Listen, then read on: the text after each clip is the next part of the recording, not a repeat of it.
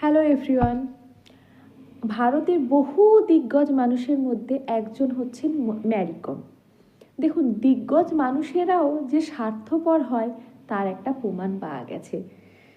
বিশেষ করে আমি একেবারেই কারুর দিকে নিশানা বা তীর ছুঁড়ে দিচ্ছি না যে উনি ঠিক না ভুল।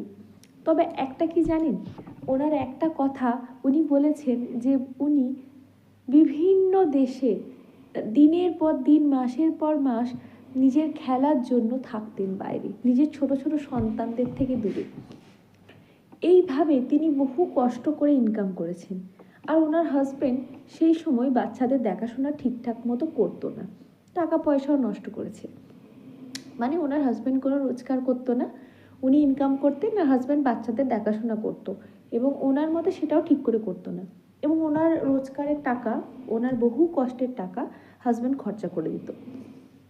এবার একটা কথা বলুন তো, আমাদের ভারতবর্ষে হাজব্যান্ডরা রোজগার করে, ওয়াইফরা সেই টাকাটা খরচা করে নিজের ইচ্ছা মতো, শাড়ি কেনে, গয়না কেনে, তাই তো, বাইরে ঘুরতে যায়, হাজব্যান্ডের সাথে কোথাও বাইরে খেতে যায়, আর বাচ্চাদের দেখাশোনা করে।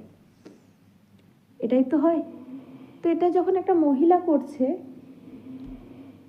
তখন প্রবলেমটা কি হচ্ছে? সব জায়গায় আমরা সমান, সব জায়গায় বলেন পুরুষ এবং মহিলা সমান।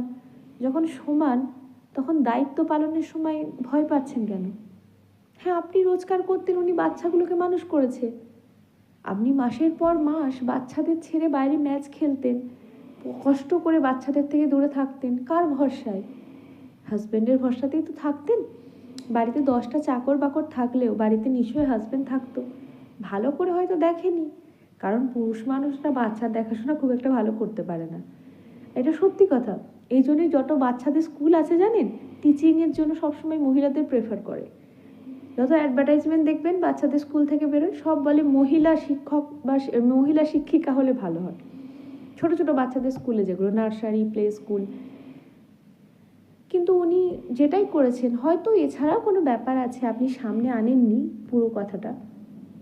তবে যদি শুধুমাত্র আপনার পয়সা আপনার হাজব্যান্ড ব্যবহার করেছে বলে আপনি কমপ্লেন করছেন, তো যুগ যুগ ধরে, বছর বছর ধরে বহু মহিলা তার ওয়াইফের, মানে বহু ওয়াইফ তার হাজব্যান্ডের টাকা নিয়েই পরেই তো বেঁচে আছে। এটা কীরকম কথা হলো? আপনারা তো দুজন হাজব্যান্ড ওয়াইফ, তো আপনার টাকার উপর তো ওর অধিকার আছে। কিছু ভুল বললাম না? আমি বুঝতে পারিনি, কমেন্টে বলবেন আপনারা।